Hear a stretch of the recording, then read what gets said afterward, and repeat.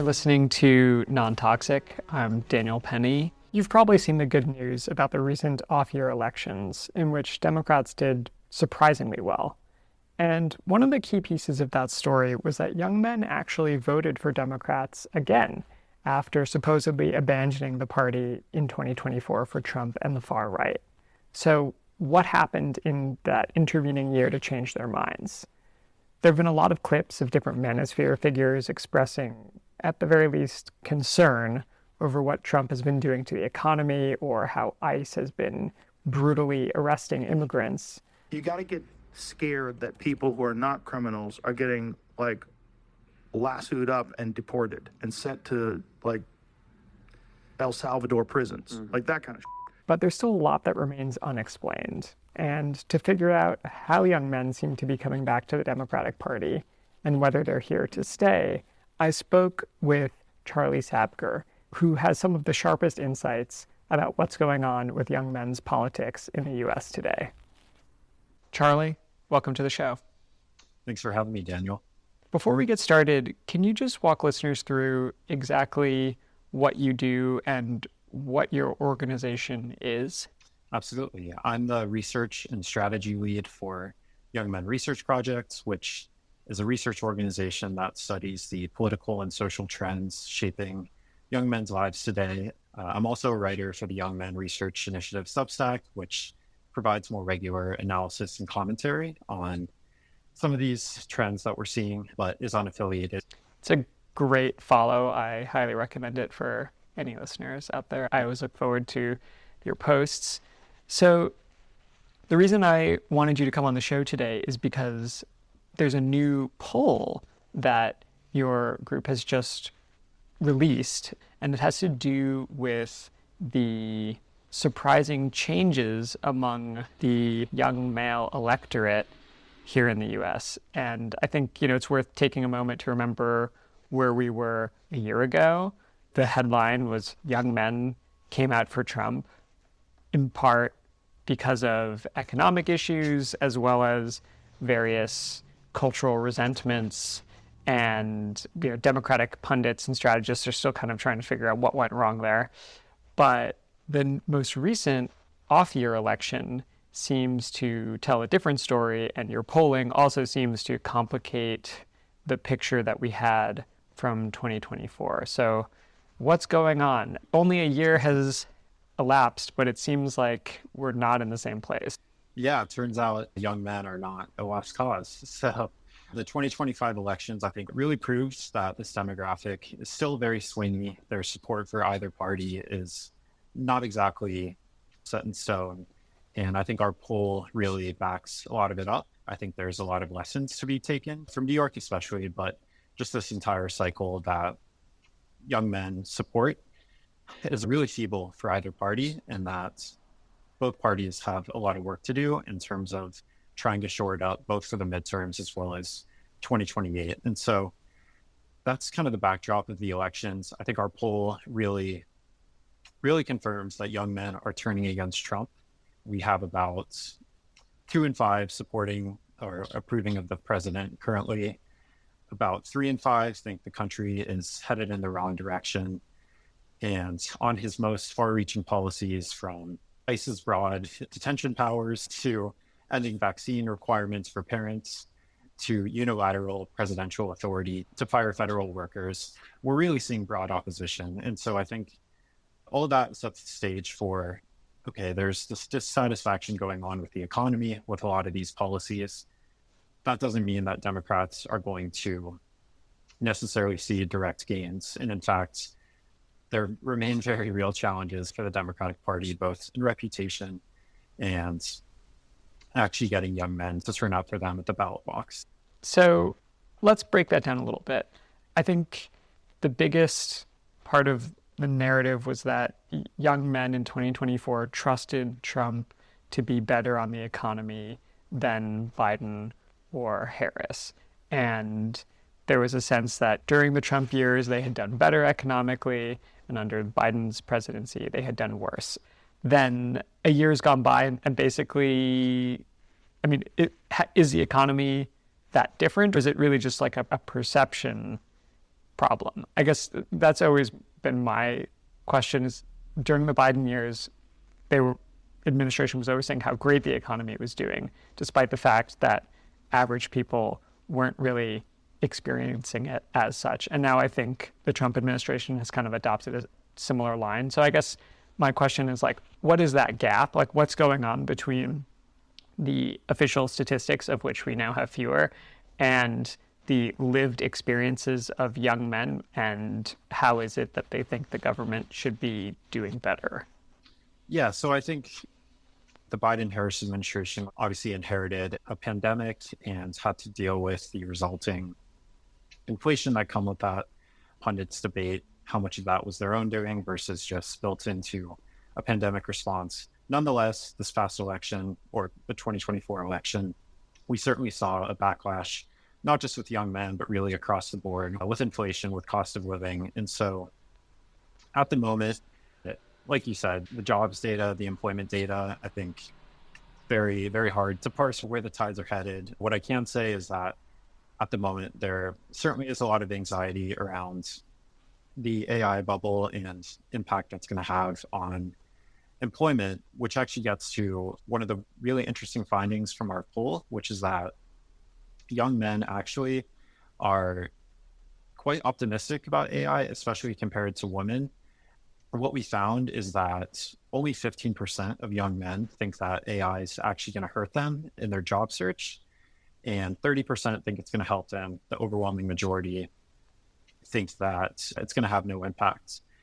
And so overall, young men actually think that AI is going to destroy more jobs than it creates, but they have this optimism bias of sorts where they think it's going to be net deleterious for society and jobs, but it's not necessarily going to hurt them. Whereas with women, you see much more anxiety. You see much more fear about the collective impact it's going to have on society. And so that was one of the really fascinating gaps, and it doesn't necessarily line up with what we're seeing in the job market. Companies like Salesforce are shrinking their workforce. There are lots of tech companies that are shrinking, especially entry-level positions, which is presumably the sort of job that a recent college grad, a young man, ages 21 to 25 would be searching for.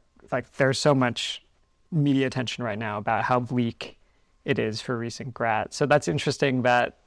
Yeah. Can you talk a little bit before we go into more of the findings, just like what this survey is and how you're conducting it and why it's needed? Because I think, there's so much speculation about what's going on inside the lives and minds of young men. Right. But there's very little data.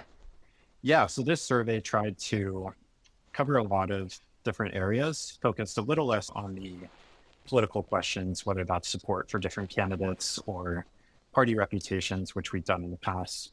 And so it covered everything from AI, like I talked about, to finances, to the usual racism and misogyny questions we ask, as well as some political questions. We dove a little bit more into foreign policy. And we also were curious about civic engagement and access to parks and bars and how much young men want to have more shared spaces in their neighborhoods. And so, we really tried to broaden the scope of this one to ask some of the questions that I think we're not necessarily hearing about. I think there's a really just a lot of fascinating stuff. And the more you dig into the crosstabs and see just the vast differences for some of these questions, it's just an endless treasure chest of data. So what were some highlights for you, or particularly counterintuitive findings? Yeah, so I'll start with the political. I think, like I said, we're really seeing this turn against Trump. And I think the most fascinating thing with the data that we see is that actually young Gen Z, so those born between 2002 and 2007, are souring particularly fast, both on approval of Trump as well as support for different policies. We're really seeing them be much more opposed than older Gen Z. That isn't to say that the two are wildly apart, but on pretty much every measure, they're more anti-Trump, less supportive of ICE's broad detention powers. Even on questions like we asked how respondents felt about a scenario where men are the breadwinners and women stay at home. For the Gen Z 1.0, those born between 1995 to 2001, we saw effectively an even split. 51% said that they agreed with that scenario where men are the breadwinners and women stay at home. For Gen Z 2.0, those born between 2002 and 2007, we actually saw 62% disagree with that. And so this pattern really extended all the way from that to questions about whether transgender men are really men. We saw that for transgender individuals than the older cohort did. So that was one of the really interesting findings. And frankly, we don't have great explanations. I think the most likely explanation is simply buyer's remorse. This is a demographic that probably voted for Trump or Harris this last election, and that was their very first vote. And they're quickly reassessing their political allegiances. And at the end of the day, young men as a whole, and particularly the youngest of young men, I think ideologically just really are not bounded in any which way. And so I think what we're seeing right now is this shifting. And so I can pause there. I can go on about I want to drill down on this like Gen Z 1.0, Gen Z 2.0 thing, because I do think there is the most obvious thing is like, how old were you during the pandemic? I don't know if that is a part of your group's thinking, but it's my understanding that, depending if you were in college or a little bit older when you were experiencing the shutdowns, it was like less deleterious than if you were in high school, let's say, and you had like even less freedom and were kind of more bounded by the lockdown. Is that something that, is still popping up? Are people still talking about their resentments or experiences from COVID and their attitudes that may have evolved as a result of that? We didn't ask about COVID in this poll, and I don't believe we have in our last poll. I think just looking at social media, obviously COVID and I think 2020 as a year has kind of become, I don't know if a meme is the right word, but people are very quick to say time lost all meaning after 2020. And so as someone who graduated high school the year that the pandemic started, I certainly agree with that sentiment. I think, like you said, the theory after this past election was that these two different Gen Zs were very split, and that I guess I'm kind of on the border, but the Gen Z 1.0 that was in college or in the workforce during the pandemic, their high school formative years were not affected by it. Their major years were spent during the anti-Trump resistance when there were the Black Lives Matter protests, the Me Too movement, and that there was more of this activist bent versus the younger cohort, which for the most part spent their high school years wearing masks. Their school dances didn't happen. Friday night football, no more. And so that was kind of the theory. And there was this Yale youth poll that came out in spring 2025 that was supposed to confirm it. The youngest Gen Z were about, I want to say it was plus 12 for Republicans on a sample 2026 ballot, whereas old Gen Z, I think, was plus 6 Democrat. And so that was the validating theory, but our poll kind of shows the exact opposite. Okay. We really don't have a great answer for it beyond, like I said, that buyer's remorse is probably the best answer. With young Gen Z, the 18 to 21, 18 to 22 rough, since we conducted the poll in May, they've grown 16 points more negative on the way that they see the country headed. And so right now, 63% of those born between 2002 to 2007 said that they think the country is headed in the wrong direction. And so it's really astounding when you think about it. Yeah. Wow. That's a very quick about face. Okay. Interesting. So the COVID theory is out the window, or at least is like, has a complete question mark next to it. I wouldn't say it's out the window. I think part of the Gen Z 1.0 versus 2.0 theory is also that just the news ecosystem is different for the two Gen Zs, younger Gen Zs. It's more on TikTok. They're consuming the short form content, I think, a little more heavily than the older Gen Z, which still, I think Gen Z as a whole has kind of moved away from CNN, Fox News, but older Gen Z still gets their news from traditional sources, I think slightly more. The findings seem to suggest young men are souring on Republicans and Trump, and they feel the country is going in the wrong direction. You mentioned Mamdani at the beginning of our conversation. So, what is the right direction according to the people that you surveyed, and what are the things that they're attracted to? Because rejecting Harris and Biden was a rejection of a kind of left centrist liberalism.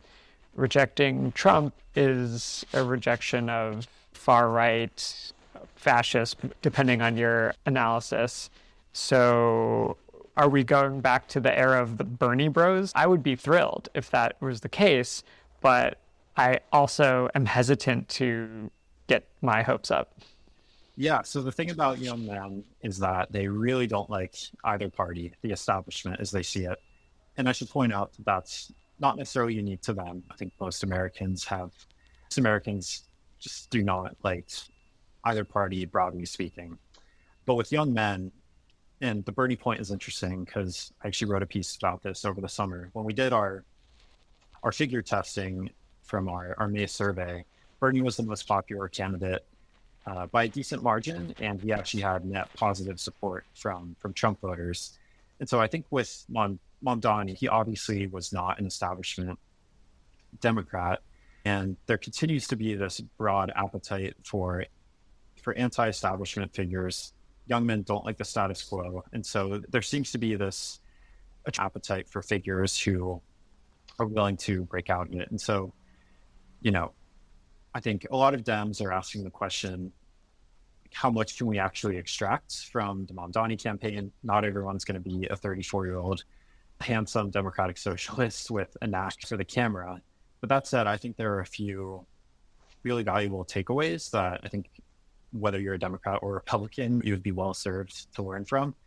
Obviously, the affordability piece, it's just true. For young men, affordability, cost of living, bread and butter issues continue to be front of mind, and that doesn't seem to be going away. And is that just because, they are particularly hard up? Like, most Americans cite cost of living and affordability as a problem, but I think it's very different if you own your own home and you own your car versus, you're renting, you've got student loans, you're trying to save up to move out of a place with roommates to, a place with your girlfriend, what used to be considered standard middle-class American living. I think that has become increasingly out of reach. To what extent, that sense of the dream being out of reach is maybe more acute among this younger generation who see, previous generations, what they were able to achieve. It's like such a popular meme. It's like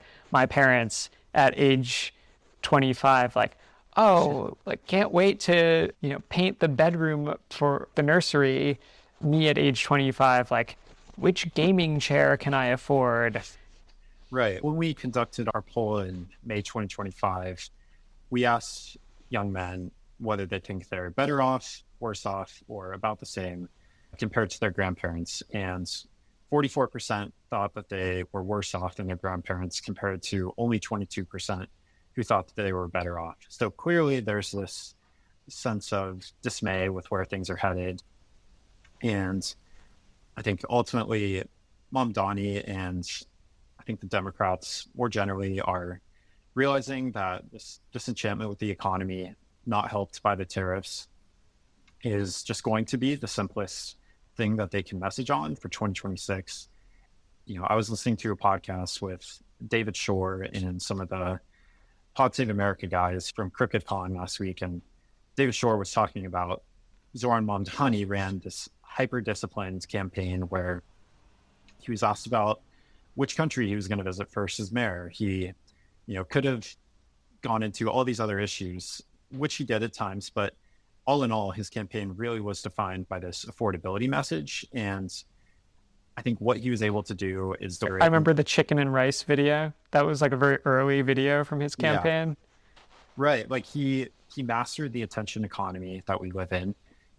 Free buses, freeze the rent, universal childcare. He had these very short, memorable messages that when you're constantly scrolling on TikTok or Instagram Reels, that's what you see. And he had very creative ways of delivering it. And along with that, one of the interesting things that he did with social media was hired a lot of non-traditional political communications consultants. Like he had his wife do some of the artwork for his videos. He had someone who worked for the Blue Man Group. And so he was able to turn around these really creative videos in very quick time. And, he himself has this authenticity a lot of people see, but the actual videos, I think, really like fit the Gen Z social media environment and didn't come off as cringe or whatever.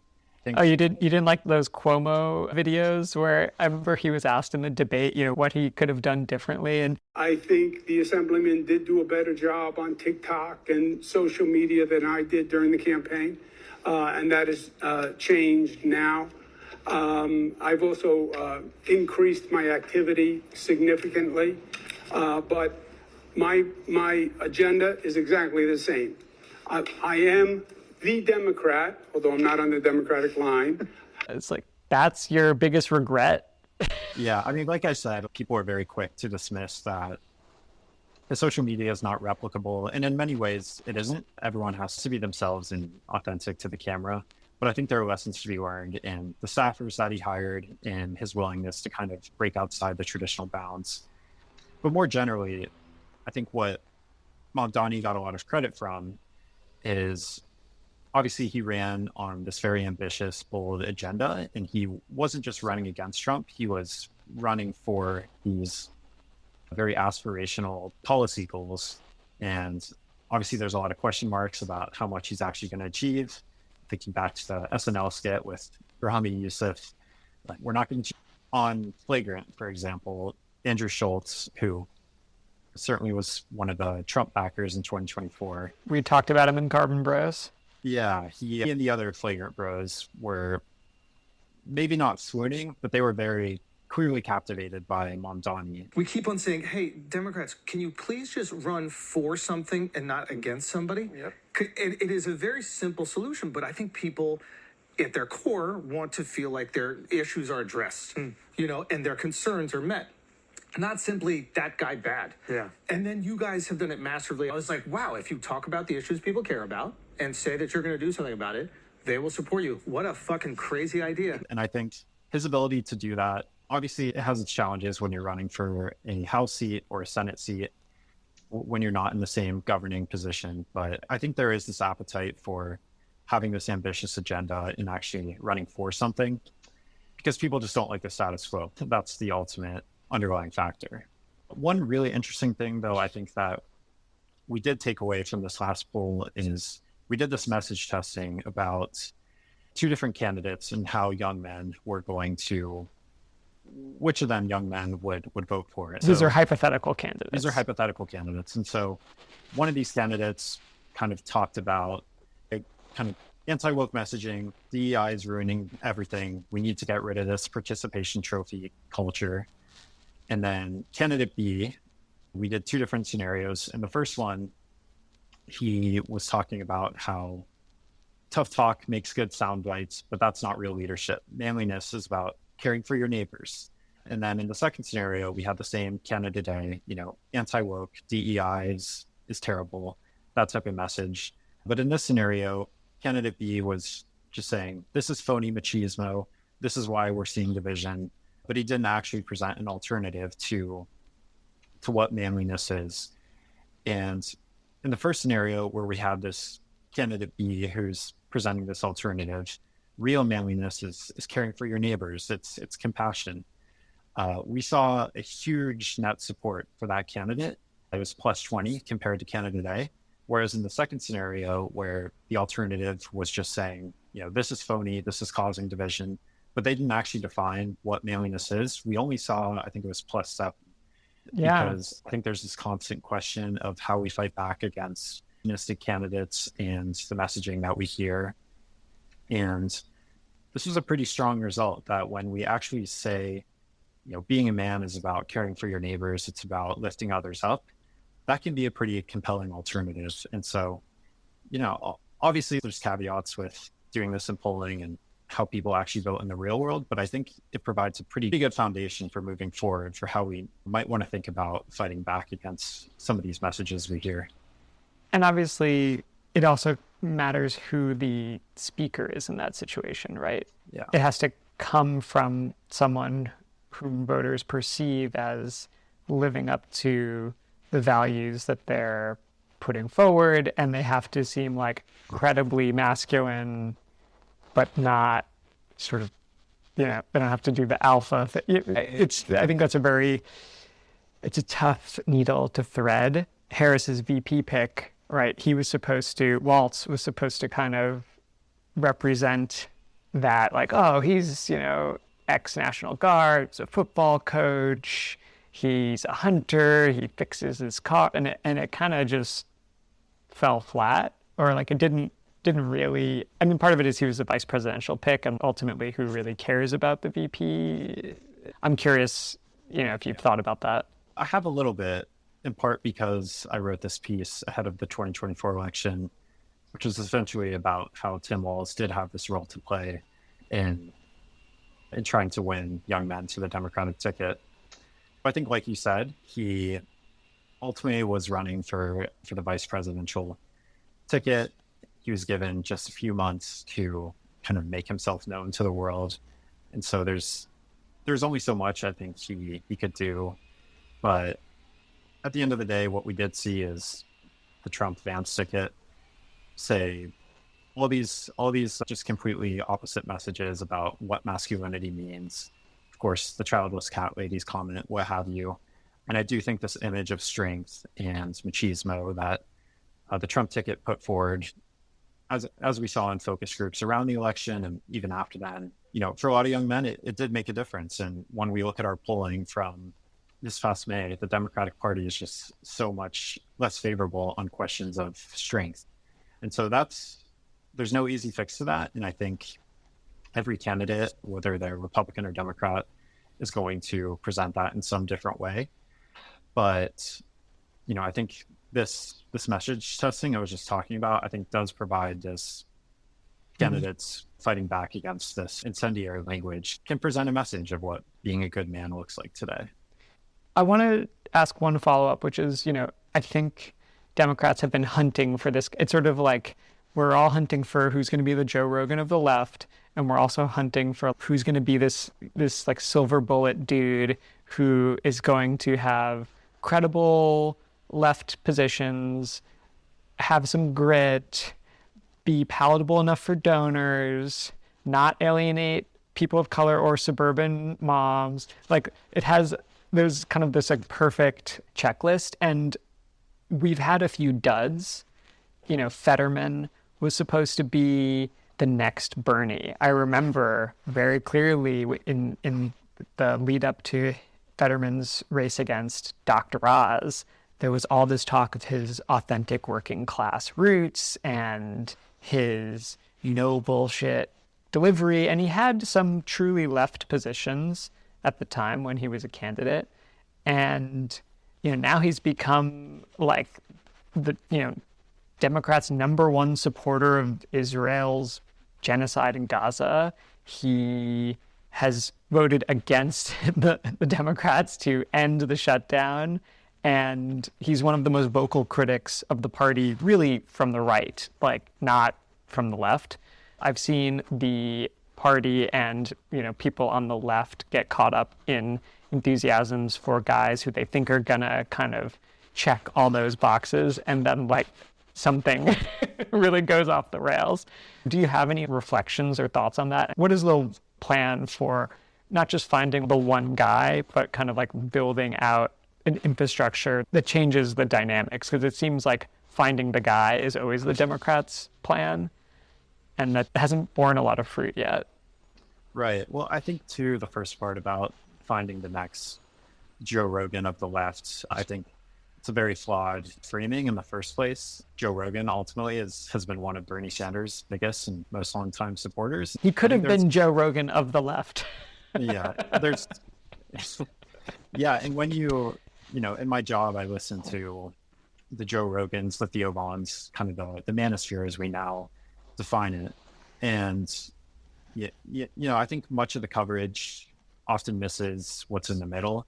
For one, there's a lot of talk about the manosphere turning against Trump, which is certainly true in many areas. But when you also listen to Joe Rogan, depending on who's the guest is, you see, nearly identical talk about immigration and, foreigners coming in and replacing the whites. Some of this conspiracy-minded talk that we heard before the election. And so that really hasn't gone away. But I think to the question about what candidate would kind of check all these boxes, I really don't know. Ultimately, the Democratic Party is a very big tent and a lot of different boxes to check in order to satisfy every different coalition within it. And so I really don't have a great answer. I think what I can say for young men specifically is that the Bernie bro who kind of rails against cancel culture is arguably what we found to be the median voter, someone who doesn't like either party, who is anti-establishment, who prefers these more progressive economic policies, but also is in surveys saying that they think men's reputations can be destroyed for just speaking their mind these days, or society is just making it harder to be a man in today's world. It's a very ideologically squishy demographic, and I think trying to create some prototypical candidate who can really do everything, it's just an impossible task. Charlie, thank you so much for coming on Non-Toxic. This was a very illuminating conversation. I always look forward to reading what you've got to say about the state of young men in America, and I'll be looking out for your next Substack. Yeah, thanks so much for having me, Daniel.